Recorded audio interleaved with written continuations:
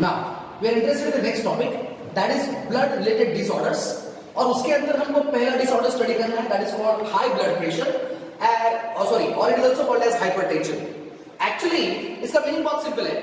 हमने कहा था कि normal blood pressure is 120 by 80 mm of Hg. ये आपका नॉर्मल ब्लड प्रेशर है. But when this blood pressure increases above 140 by 90 mm of Hg, मतलब सिस्टोलिक प्रेशर 120 का 140 या उससे ज्यादा हो रहा है, एंड डायस्टोलिक प्रेशर जो है वो 80 है नॉर्मली, वो अगर 90 या उससे ज्यादा होता है तो इस कंडीशन को हमको बोलना है हाई ब्लड प्रेशर. मतलब हाई ब्लड प्रेशर एग्जैक्टली क्या होता है? तो जब आपका blood pressure 140 by 90 mm of Hg से ज्यादा हो जाएगा, ऐसे कंडीशन को हम हाई ब्लड प्रेशर बोल सकते हैं या फिर उसको हाइपरटेंशन भी बोल सकते हैं.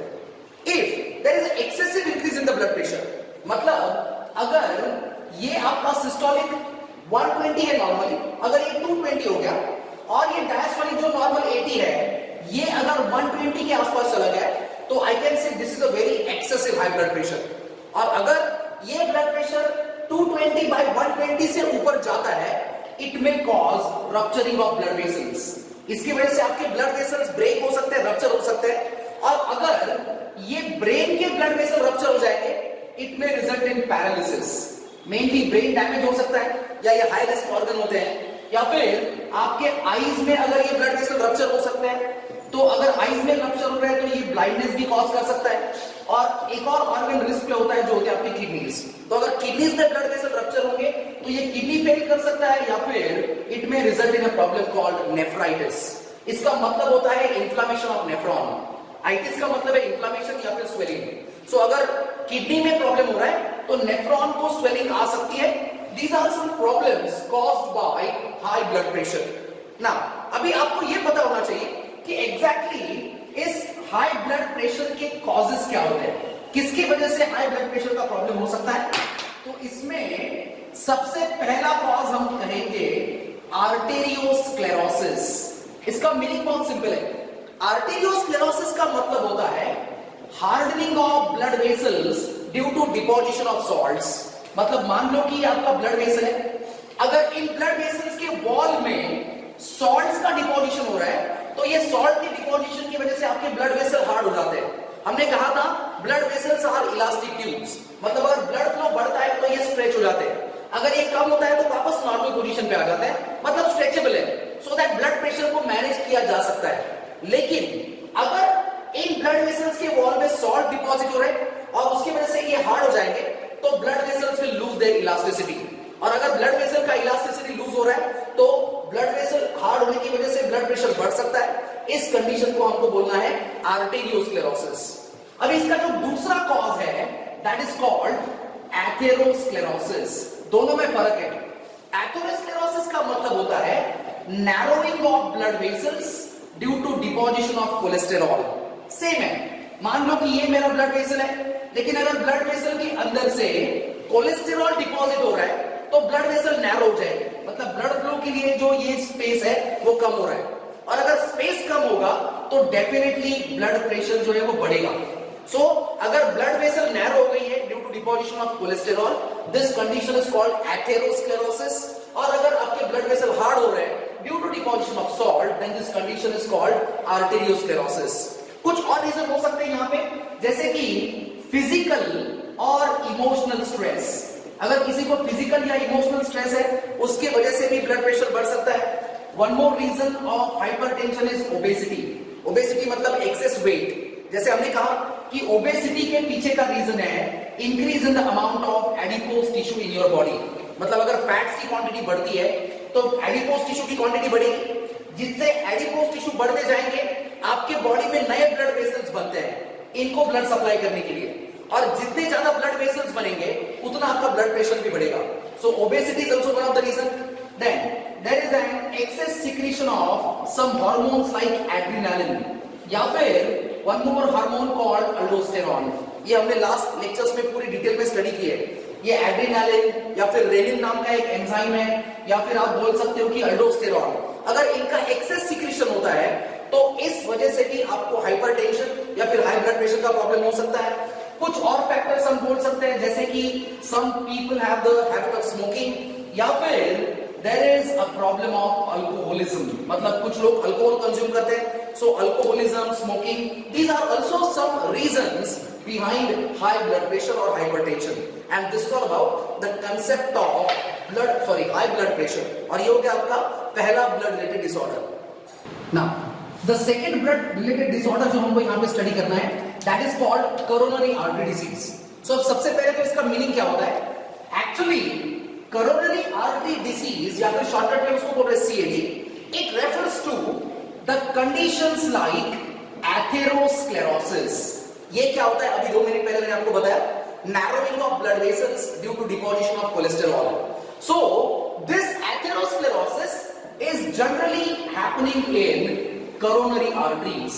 अगर ये atherosclerosis आपके coronary arteries में हो रहा है, अब ये coronary artery क्या होती है वो भी हमको पता है, ऐसे आर्टरीज है जो आपके हार्ट को ब्लड सप्लाई करते हैं, मतलब हार्ट एक बॉडी का ऑर्गन है और उसको भी ब्लड सप्लाई की जरूरत है वर्क करने के लिए, तो हार्ट का जो ब्लड सप्लाई होता है ये इस आर्टरीज के थ्रू हो रहा है। लेकिन अगर कोरोनरी आर्टरीज में एथेरोस्क्लेरोसिस की कंडीशन हो रही है और जिसकी वजह से हार्ट को जो ब्लड सप्लाई हो रहा है वो कम होता है, this condition can be called coronary artery disease. So I repeat, these are the conditions like atherosclerosis in the coronary arteries which can reduce the blood supply to your heart muscles, जिसकी वजह से आपके heart muscles को जो blood supply हो रहा है वो अगर रिड्यूस होता है तो ऐसे कंडीशन को आपको बोलना है coronary artery disease. And this CAD has got 2 important symptoms. इसके 2 important symptoms है। इसमें जो पहला सिम्टम होता है that is called angina pectoris. पहले सिम्टम को आपको angina pectoris बोलना है। The second symptom is called myocardial infarction, or this can be also called heart attack, or you can also call it as a heart failure. So actually the meaning of angina pectoris is mild chest pain. अगर chest में थोड़ा सा pen हो रहा है, mild अगर pen हो रहा है तो इस कंडीशन को आपको एंजिना पेक्टोरिस बोलना है। Reason is same, reduction in the blood supply to coronary arteries. Coronary arteries में से जो हार्ट को ब्लड सप्लाई हो रहा है वो कम हो रहा है और उसकी वजह से हार्ट में अगर आपके चेस्ट में अगर माइल्ड पेन हो रहा है तो इस कंडीशन को आपको एंजिना पेक्टोरिस बोलना है। इसका सबसे टिपिकली आपको कैसे आप इसको आइडेंटिफाई कर सकते हो, तो जो पेन होता है वो जनरली बॉडी के लेफ्ट साइड में होता है, left side of neck. Pain can occur in your lower jaw, it can occur in left shoulder and your left arm.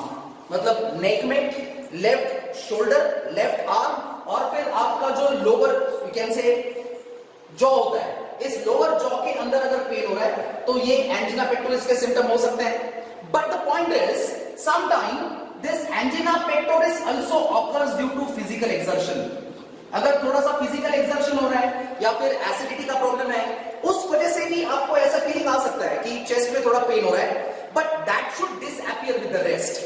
अगर वो फिजिकल एक्सर्शन की वजह से है या एसिडिटी की वजह से हो रहा है तो वो रेस्ट करने के बाद या फिर कुछ एंटासिड्स लेने के बाद वो पेन डिसअपियर होना चाहिए। अगर वो डिसअपियर नहीं हो रहा है तो definitely there are some problems in the blood supply of the heart. So ये आपका पहला सिम्टम है, that is called angina pectoris. बाद में जो आपका सेकंड सिम्टम है इसको हमने कहा है मायोकार्डियल इंफ्रैक्शन। इसमें होता क्या है, हार्ट मसल का जो ब्लड सप्लाई होगा वो कंप्लीटली कम हो जाएगा या रिड्यूस हो जाएगा, and due to which there is a progressive weakening of heart muscles. Progressively आपके जो हार्ट मसल्स हैं वो वीक होते जाएंगे और जैसे जैसे हार्ट मसल वीक होगा it will increase the after load on the heart. मतलब आपके हार्ट का जो पंपिंग एक्शन होता है उस पंपिंग एक्शन में प्रॉब्लम्स आने स्टार्ट हो जाएंगे और ज्यादा फोर्स या फिर एफर्ट्स डाल के आपके हार्ट को ब्लड को पंप करना पड़ेगा, जिसके वजह से मैं बोल रहा हूं हार्ट को इंफ्लेमेशन हो सकता है या फिर स्वेलिंग आ सकती है। और अगर ये स्वेलिंग या इंफ्लेमेशन आ रही है तो एक पॉइंट पे जाके आपके हार्ट का पंपिंग एक्शन पूरी तरह स्टॉप हो सकता है, और अगर ये स्टॉप हो जाएगा तो ऐसे कंडीशन को मैं हार्ट अटैक बोलता हूं या फिर मायोकार्डियल इंफ्रैक्शन भी बोलता हूं। तो ये आपका सेकंड डिसऑर्डर है जिसको आपको बोलना है कोरोनरी आर्टरी डिसीज। और ब्लड रिलेटेड डिसऑर्डर्स में ये 2 इंपॉर्टेंट टॉपिक आपके सिलेबस में कवर्ड है, जिसमें पहला था हाइपरटेंशन और दूसरा था आपका coronary artery disease. Now the next topic of the chapter is electrocardiogram. Shortcut में आप इसको बोलते हो ईसीजी। तो सबसे पहले तो इसका मीनिंग क्या होता है? Actually ECG is the graphic record of electrical variations. What I'm saying here, graphic record of electrical variations which are produced by your heart during each heartbeat. जब आपका हार्ट बीट हो रहा है तो मैंने बोला कि वो मायोजेनिक है, मतलब वहां पे कुछ मसल्स है, और मसल जब कॉन्ट्रैक्ट होते हैं तो हम ऐसा बोल सकते हैं कि the muscles are in the excited state, और वहां पे there are some electrical variations. इनको हम कैच करके उसको ग्राफिकली रिकॉर्ड करेंगे, और वो जो ग्राफिक रिकॉर्ड हमारे पास होगा उसको हम बोलेंगे ECG. Full form is electrocardiogram. The instrument which is used to record this ECG, इसको रिकॉर्ड करने के लिए जो इंस्ट्रूमेंट यूज होता है, that instrument is called electrocardiograph, और this can be also called ECG machine. इसको आप ईसीजी मशीन भी बोल सकते हो. इंपॉर्टेंट पॉइंट आपको यहां पे ये याद रखना है, this technique of ECG was first discovered by scientist Einthoven. Einthoven नाम का साइंटिस्ट है जिसने सबसे पहली बार ये टेक्निक को डिस्कवर किया. That's why he is called father of electrocardiography. Electrocardiography के फादर बोल सकते हो. और इसके लिए हमको एग्जैक्टली क्या प्रोसेस करनी है, तो सिंपल सा चीज है, we can record the electrical variations of your heart by placing the electrodes on the different locations of the body. आपके बॉडी के अलग अलग लोकेशंस के ऊपर हम कुछ इलेक्ट्रोड्स प्लेस करने वाले हैं, और इनकी मदद से हम इस इलेक्ट्रिकल वेरिएशंस को रिकॉर्ड करेंगे. तो एग्जैक्टली होता क्या है, तो जनरली जो इलेक्ट्रोड यूज होते हैं they are made up of metal called tungsten. ये याद रखना है आपको कि इलेक्ट्रोड जो होते हैं वो टंगस्टन के होते हैं. Generally we are using the 3 electrodes. 3 electrode होते हैं. Out of that 2 electrodes are placed on the chest of the patient. 2 electrode जो होते हैं वो पेशेंट के चेस्ट के ऊपर लगाए जाते हैं, exactly above the heart. And जो तीसरा लास्ट इलेक्ट्रोड होता है, that third electrode is a reference electrode. This can be placed on the upper limb. यहां पे लगाया जा सकता है या फिर लोअर लिम्ब पे भी लगाया जा सकता है, डिपेंड्स कि ये अपर लिम्ब पे या लोअर लिम्ब पे है. लेकिन यहां पे एक चीज आपको याद रखनी है, जब इलेक्ट्रोड आपके बॉडी के ऊपर लगाया जा रहा है, before placing the electrode they are applying one type of conducting gel. एक जेल की तरह मटेरियल होता है जो आपके स्किन के ऊपर पहले लगाया जाएगा और फिर उसके ऊपर इलेक्ट्रोड प्लेस करते हैं. तो आप बोलेंगे कि सर ये जेल का क्या फंक्शन है? इसका फंक्शन ये होता है कि आपके हार्ट में जो इलेक्ट्रिकल वेरिएशंस है बहुत माइनर या थोड़े होते हैं.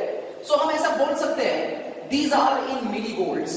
और इस छोटे से इलेक्ट्रिकल वेरिएशन को अगर आपको प्रॉपरली कैच करना है तो उस कैच करने के लिए आपको इस कंडक्टिंग जेल की मदद लेनी पड़ेगी. तो कंडक्टिंग जेल का जो फंक्शन है to detect the electrical variations of very few millivolts. Okay, बाद में ज्यादा कुछ करने की जरूरत नहीं पड़ती है, सीधा ईसीजी मशीन को हम ऑन करेंगे और ये रिकॉर्ड ग्राफ पेपर के ऊपर या फिर आपको स्क्रीन के ऊपर भी दे सकता है. तो ये रिकॉर्ड लेना स्टार्ट करेगा. डायग्राम हमने यहाँ पे जो शो किया है, यहाँ पे एक नॉर्मल ईसीजी हमने ड्रॉ किया हुआ है. मतलब नॉर्मल पर्सन का जो ईसीजी होता है वो इस तरह का आपको दिखेगा. तो यहाँ पे इसको हम 3 पार्ट्स में डिवाइड कर देंगे. उसमें जो पहला पार्ट होता है ये होता है आपका पी वेव, यहाँ पे हमको दिख रहा है.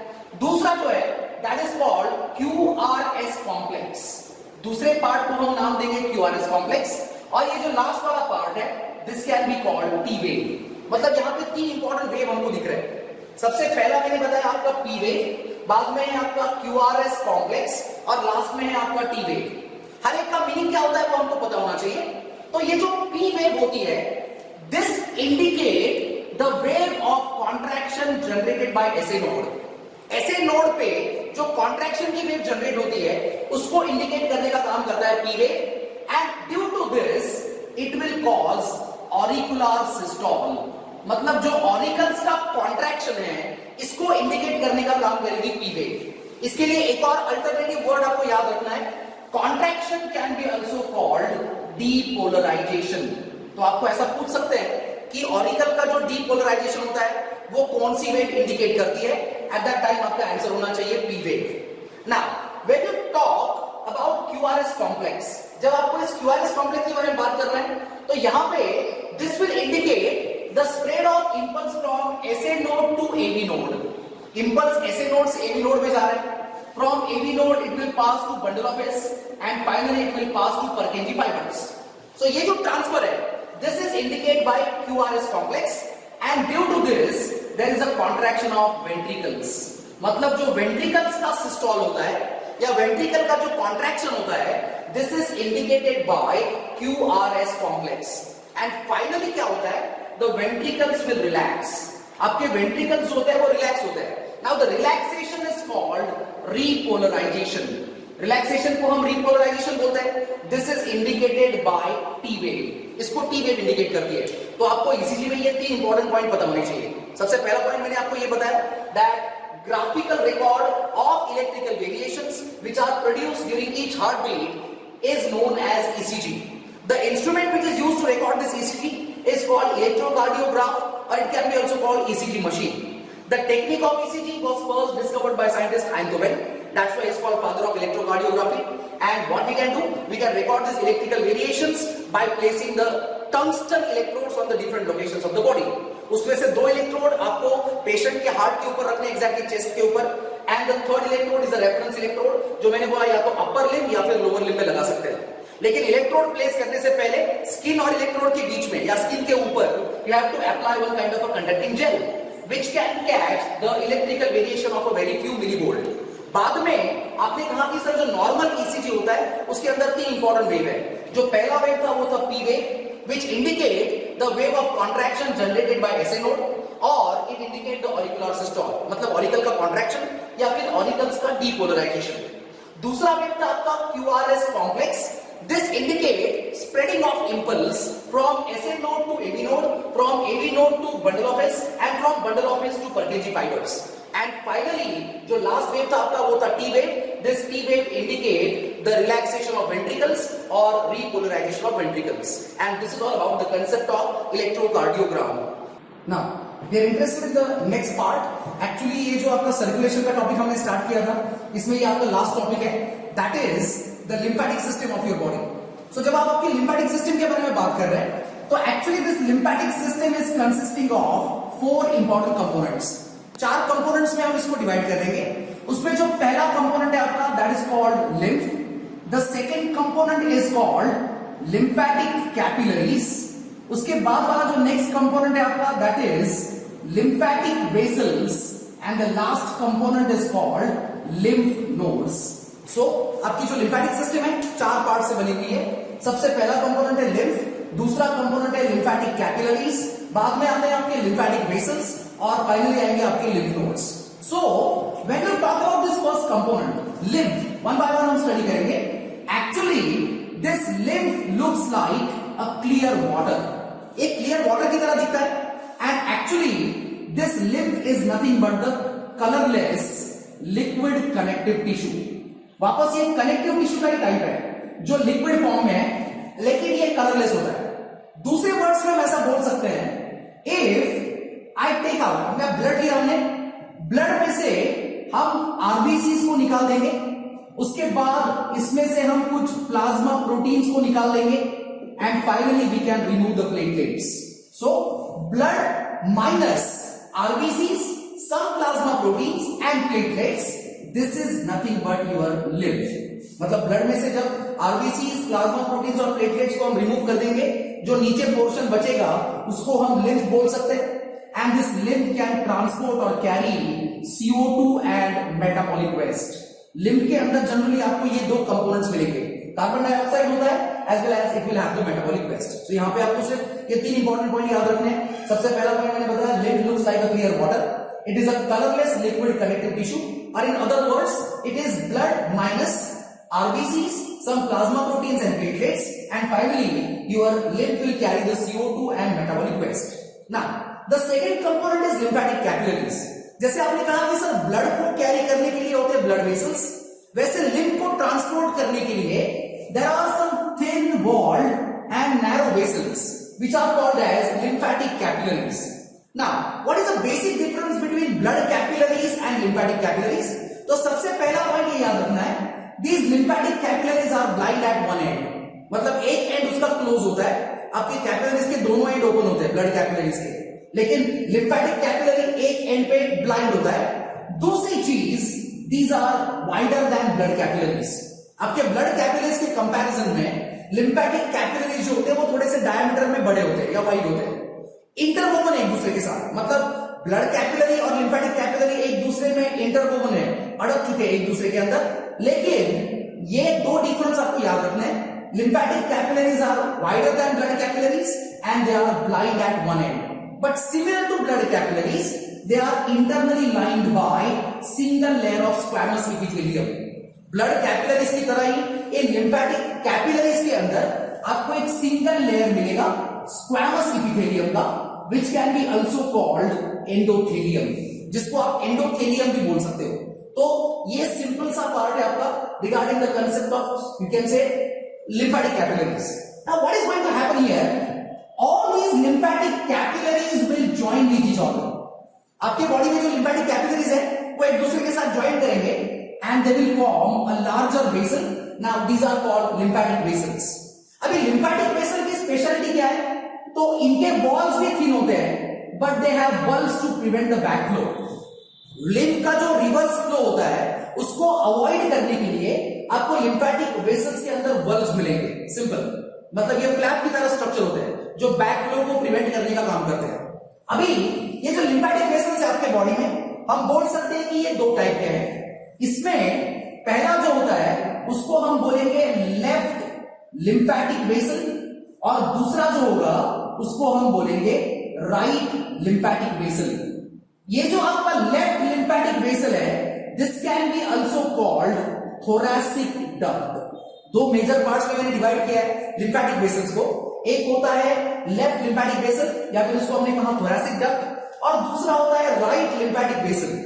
तो रफली अगर हम आपका बॉडी कंसीडर करते हैं, ये आपके अंडरस्टैंडिंग के लिए मैं ड्रॉ कर रहा हूं यहां पे, तो आपके बॉडी में से जो राइट साइड होती है अपर राइट साइड मतलब right side of your head, right side of your neck and right side of your chest, यहां से लिम्फ को ड्रेन करने का काम जो होता है it is done by right lymphatic vessel. जो मेन लिम्फैटिक वेसल होती है वो होती है लेफ्ट लिम्फैटिक वेसल और ये जो है रिमेनिंग पोर्शन जो है मतलब left side of your head, left side of your neck, left side of your chest and entire body below the ribs.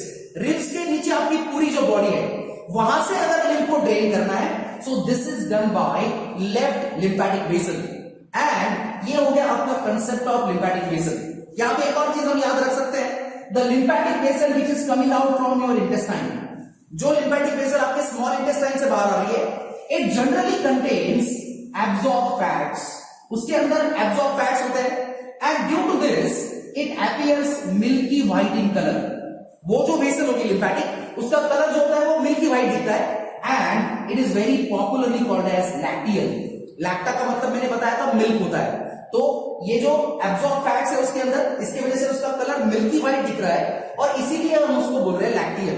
And ये हो गया आपका तीसरा component that is called lymphatic vessel. Final component की तरफ जाएंगे हम and that component is nothing but the lymph nodes. So मान लो कि ये आपका एक लिम्फैटिक वेसल यहां पे मैं ड्रॉ कर रहा हूं, इस लिम्फैटिक वेसल के ऊपर थोड़े थोड़े इंटरवल के बाद you can find some oval shape bodies. Oval shape bodies along the path of lymphatic vessel. These oval shaped bodies are called lymph nodes. Now the point is these lymph nodes are distributed all over the body.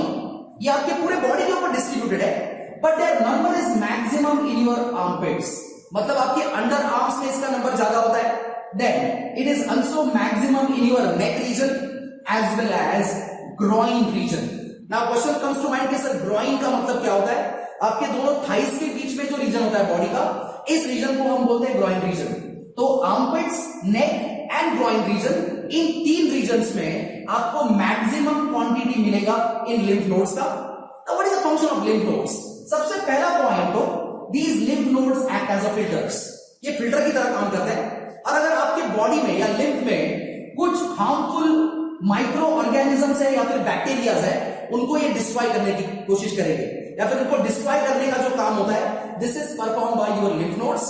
One more point, this lymph nodes can produce lymphocytes. ये हमने already detail में study कर लिया है। Actually lymphocytes are the type of डब्ल्यूबीसीज। ये WBC का एक टाइप है और एंटीजन्स को किल करने के लिए हमको लगता है एंटीबॉडीज। तो एंटीबॉडीज का production this is also one of the function of what lymph nodes. So ये हो गया आपके बॉडी का पूरा डिटेल में लिम्फैटिक सिस्टम। अगर हम फंक्शंस के बारे में बात करते हैं तो इसके फंक्शंस आप बता सकते हो। It drains excess of tissue fluid back into the blood. आपके टिश्यू का जो फ्लूइड मतलब टिश्यूज में जो फ्लूइड है, अगर उसकी क्वांटिटी ज्यादा हो जाती है तो उसको वापस मुझे अगर ब्लड में लाना है तो ये काम आपकी लिम्फेटिक सिस्टम करेगी। दूसरा फंक्शन आप बता सकते हो, transportation of absorb fats from intestine to blood, ये भी उसका एक फंक्शन है। बाद में ये फिल्टर की तरह काम कर रहा है, माइक्रो ऑर्गेनिजम्स को डिस्ट्रॉय कर रहा है, बाद में लिम्फोसाइट्स और एंटीबॉडीज को भी प्रोड्यूस कर रहा है। तो ये सारे फंक्शन है आपके लिम्फेटिक सिस्टम के। चार इंपॉर्टेंट कंपोनेंट्स में आपको इसको डिवाइड करना है। पहला कंपोनेंट आपका लिम्फ है, दूसरा लिम्फेटिक कैपिलरीज है, बाद में आपके लिम्फेटिक वेसल्स है और लिम्फ नोड्स है। और यहां पे इसी के साथ हमने जो एक चैप्टर आपका स्टार्ट किया था अकॉर्डिंग टू न्यू सिलेबस, आपका पीडीएफ अगर आप बायोलॉजी का बुक देखते हो तो वहां पे एक चैप्टर है रेस्पिरेशन एंड सर्कुलेशन, वो हमने स्टार्ट किया था। उसमें सर्कुलेशन वाला पार्ट हमने पूरी तरह कंप्लीट कर लिया है। In the next lecture will go for the next part that is respiration. Remember well, ये दोनों पार्ट एक ही चैप्टर में आते हैं, respiration and circulation. Actually respiration पुराने सिलेबस में 11th में इंक्लूड था, लेकिन अकॉर्डिंग टू न्यू सिलेबस उन्होंने अभी रेस्पिरेशन को मतलब आपके बॉडी के रेस्पिरेटरी सिस्टम को और सर्कुलेटरी सिस्टम को कंबाइन करके ये चैप्टर बनाया है, रेस्पिरेशन एंड सर्कुलेशन। सो उसमें से हमने सर्कुलेशन वाला पार्ट कंप्लीट कर दिया है। अगले जो लेक्चर्स होंगे हमारे, वहां पे हम कवर करने की कोशिश करेंगे regarding the part of respiration. Thank you very much.